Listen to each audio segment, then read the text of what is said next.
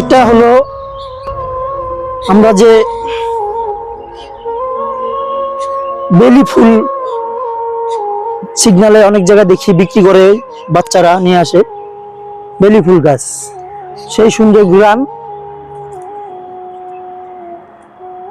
মনটা অনেক খারাপ ছিল, তো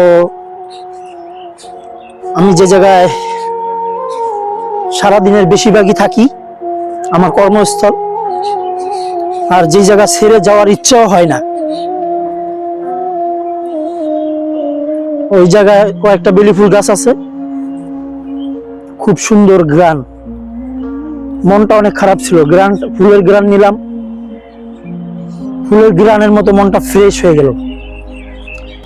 তো আমি মনে করি কেউ যদি মন খারাপ থাকে তাহলে একটু প্রকৃতির সৌন্দর্য নেওয়া উচিত। সৌন্দর্য এবং ফুলের সুগন্ধি নেওয়া, এটা প্রত্যেকটা মানুষের মন মস্তিষ্কর উন্নতি ঘটায়। খুব হতাশা বলেন, দুশ্চিন্তা বলেন, এর ভিতর দিয়ে যাচ্ছি। ব্যর্থতা মানুষের জীবনের একটা পার্ট, প্রত্যেকটা মানুষের জীবনের একটা পার্ট ব্যর্থতা। ওই সময়টা কাটাইতেছি, সবাই আমার জন্য দোয়া করবেন, ভালোবাসা দিবেন। কি সুন্দর ঘ্রাণ, মন পুরো মুগ্ধ হয়ে গেছে। দেখেন না, এটা ঘ্রাণ নাই,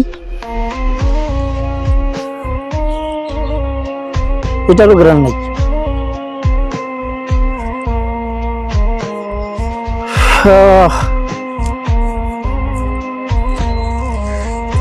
না, এগুলোর ঘ্রাণ নেই। যেই ফুলের ঘ্রাণ আছে ওই ফুলের কাছে মৌমাছিরা ছুটে যায়, এবং আমি একজন হতাশাগ্রস্ত মানুষ, আমি এখন ফুলের কাছে ঘুরে ঘুরে ফুলের ঘ্রাণ নিতেছি। এই ফুলটা অনেক বেশি ঘ্রাণ, কিন্তু এটার নাম জানি না, কিন্তু এটা বেলি ফুলের মতোই ঘ্রাণটা কড়া, ঘ্রাণটা অনেক কড়া। বেলি ফুলের ঘ্রাণটা যেরকম একটু মিষ্টি মিষ্টি হালকা, এটা অনেক কড়া।